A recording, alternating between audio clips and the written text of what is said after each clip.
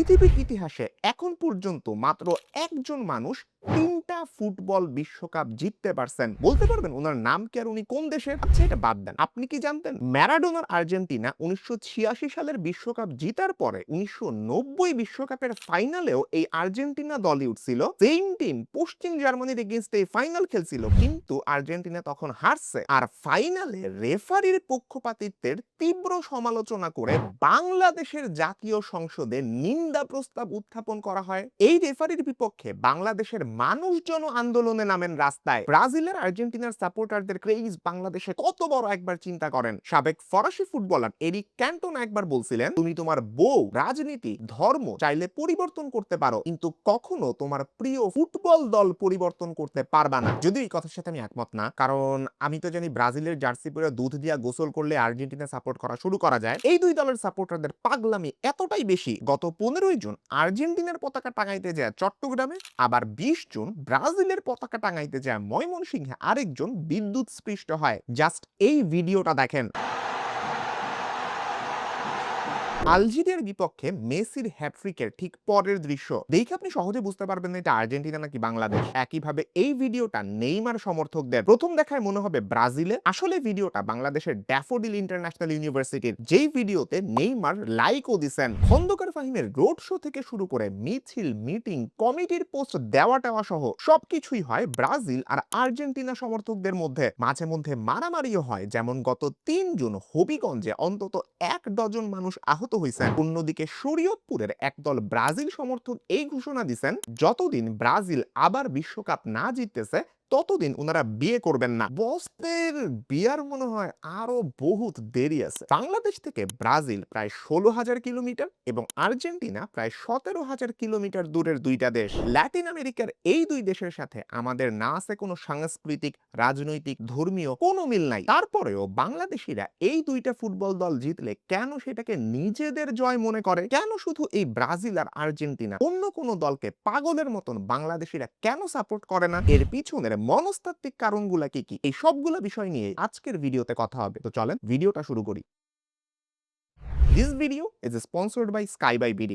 তাদের সম্পর্কে কথা হবে ভিডিওর পরবর্তী অংশে। ১৯৮৬ বিশ্বকাপ শেষ, আর্জেন্টিনা চ্যাম্পিয়ন হয়েছে। আসলে ১৯৯০ সালের বিশ্বকাপ, ম্যারাডোনার আর্জেন্টিনা সবার ফেভারিট। আর্জেন্টিনা আবারও ফাইনালে গেল, প্রতিপক্ষ সেই পশ্চিম জার্মানি, কিন্তু সেইবার তারা ১-০ গোলে পশ্চিম জার্মানির সাথে হারে। তবে জার্মানির একটা গোল নিয়ে বিতর্ক আছে, যেটা ম্যাচ শেষে ম্যারাডোনা বলছিলেন রেফারির কালো হাত জার্মানদের জিতিয়ে দিয়েছে। আর এই রেফারির বিপক্ষে আন্দোলনে নামেন বাংলাদেশের মানুষজন। বাংলাদেশের জাতীয় সংসদে রেফারির পক্ষপাতিত্বের তীব্র সমালোচনা করে বিরোধী দলীয় একজন সংসদ সদস্য একটা নিন্দা প্রস্তাব উত্থাপন করলে সরকার এবং বিরোধী দলীয় সদস্যরা টেবিল চাপড়িয়ে সমর্থন জানান। তবে দীর্ঘ বিতর্কের পর মাননীয় স্পিকার প্রস্তাবটা নাকচ করে দেন। এর পরের বিশ্বকাপে ১৯৯৪ সালে যখন ম্যারাডোনা ড্রাগ কেলেঙ্কারিতে নিষিদ্ধ হন, তখন আবার তার পক্ষে বাংলাদেশে আন্দোলন হয়। আন্দোলনে তৎকালীন ফিফা সভাপতি জোয়াও হ্যাভেলাঞ্জের কুশপুত্তলিকা দাহ করা হয়। এই সময় একজন আইনজীবী ফিফা প্রধানের বিরুদ্ধে মামলাও দায়ের করেন। মামলার জবাব দিতে বাংলাদেশের একটা আদালত ফিফার সভাপতি জোয়াও হ্যাভেলাঞ্জকে তলবও করছিল। এখন উনি এবার আসবে নাকি এই মামলার জবাব দিতে? আমারও যদি আপনি এখন বলেন আর্জেন্টিনার কোন আদালত থেকে তলব করছে, আমি কি যাইতে পারবো? মেইন কথা হলো পকেটে ভাই টাকাই তো নাই। যাই হোক, তখনকার বাংলাদেশে ম্যারাডোনার এই ফ্যান ক্লাব গুলা ছিল যারা ম্যারাডোনার পক্ষে এই অ্যাক্টিভিটি গুলা করতো। তখনকার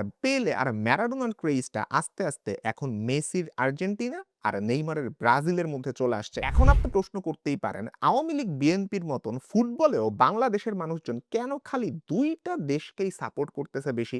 এর পিছনে প্রথম কারণটা হচ্ছে টাইমিং। বাংলাদেশে যখন থেকে ফুটবল খেলা জনপ্রিয় হওয়া শুরু করছে, ওই সময়ে পুরা বিশ্বে ব্রাজিল আর্জেন্টিনা ছিল পরাশক্তি।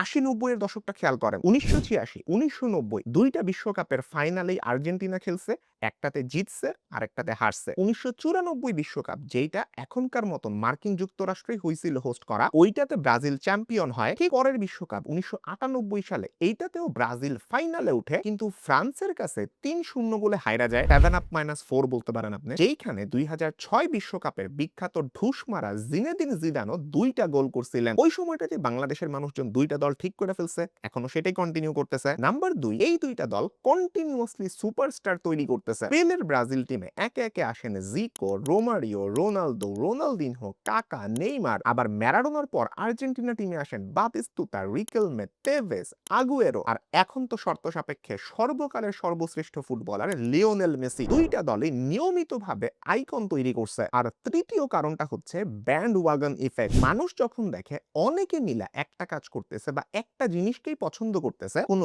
লজিকের ধার না ধাইরা মানুষ সেই কাজটাই করতে কিংবা পছন্দ করতে শুরু করে। সবাই করতেছে তাই আমিও করতেছি, এই মানসিকতাটাই হচ্ছে ব্যান্ড ওয়াগন ইফেক্ট। আশেপাশের সবাইকে ব্রাজিল বা আর্জেন্টিনা সাপোর্ট করতে দেখতেছে বাংলাদেশের মানুষ। সো ব্যান্ড ওয়াগন ইফেক্টের কারণে কোনো স্পেশাল কারণ ছাড়াই এই দুইটা দলের কোনো একটাকেই মানুষ সমর্থন করা শুরু করে। অথচ অন্যান্য দল যেমন জার্মানি, ইংল্যান্ড, ফ্রান্স, স্পেন, এমনকি ক্রিশ্চিয়ানো রোনালদোর জন্য পর্তুগাল, সাথে পর্তুগাল আর ব্রাজিলের হাইব্রিড ফ্যান বেস, পর্তুজিল ফ্যান বেস, এইদিকেও কিছুটা সাপোর্টার বেস আছে। মাগুরার এক চাচা তো নিজের জমি বিক্রি করে 8 কিলোমিটার লম্বা জার্মানির পতাকা বানাইছেন। আবার মুসলিম দল হিসাবে মরক্কো, সৌদি আরব, তুরস্ক, ইরান, মিশর এইসব দেশেরও কিছুটা সাপোর্টার বেস বাংলাদেশে দেখা যায়। ব্রাজিল আর্জেন্টিনা নিয়ে আবেগের পেছনে চলে আসে সোশ্যাল আইডেন্টিটি থিওরি। একজন মানুষের পরিচয়কে, আইডেন্টিটিকে, এটা শুধুমাত্র তার ব্যক্তিগত বৈশিষ্ট্য না, সে নিজে মানুষটা কেমন শুধু এই দিক থেকে না, সে কোন দল বা গোষ্ঠীর সদস্য, কোথায় সে বিলং করে, সেই জায়গা থেকেও আসে। বিশ্বকাপ যখনই আসে বাংলাদেশি মানুষটা একটা আইডেন্টিটি ক্রাইসিসে ভুগে। কারণ একদম সোজা, বাংলাদেশ এখন পর্যন্ত কোনোদিন ফুটবল বিশ্বকাপ খেলে নাই। আমাদের জেনারেশন মরার আগ পর্যন্ত ফুটবল বিশ্বকাপে বাংলাদেশকে দেখতে পারবো কিনা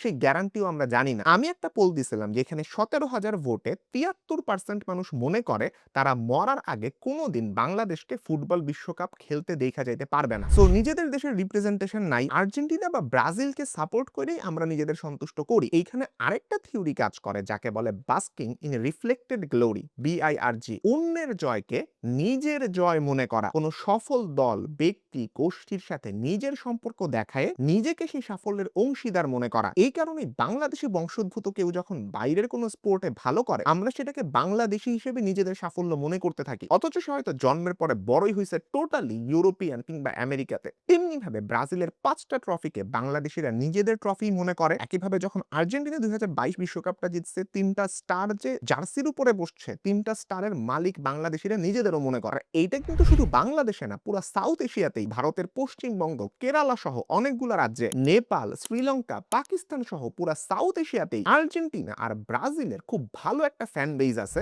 মেসি তো কিছুদিন আগে কলকাতায় খেলাও গেছেন। যাই হোক, এই পুরো ব্যাপারটা আসলে লজিক দিয়ে কোনোদিন বোঝানো সম্ভব না। এইখানে এই পাগলামির বেশিরভাগটাই আবেগ। আমাদের বাংলাদেশের মানুষজনের আসলে বিনোদনের মিডিয়ামটাই কম, আমরা অনেক বেশি পরিমাণে খেলা দেখি। আর এইটার মধ্য দিয়ে ব্রাজিল আর আর্জেন্টিনার এত বড় fan base, binary fan base, মানে হয় আর্জেন্টিনা না হয় ব্রাজিল, অন্য কোনো সাপোর্টার বেস খুব কম। এটা কিভাবে সৃষ্টি হইলো, কেন সৃষ্টি হইলো, এর পিছনের হিস্ট্রিটা কি, এইগুলো আপনাদেরকে জানানোই ছিল আজকের এই ভিডিওর উদ্দেশ্য। আপনাদের যদি এই ধরনের কন্টেন্টগুলো ভালো লাগে, আপনারা চ্যানেলটা সাবস্ক্রাইব করে রাখতে পারেন, পাশে থাকা বেল আইকনটা প্রেস করতে কখনোই ভুলেন না। সবাই ভালো থাকবেন, সুস্থ থাকবেন, দেখা হবে ইনশাআল্লাহ পরবর্তী ভিডিওতে। আল্লাহ হাফেজ।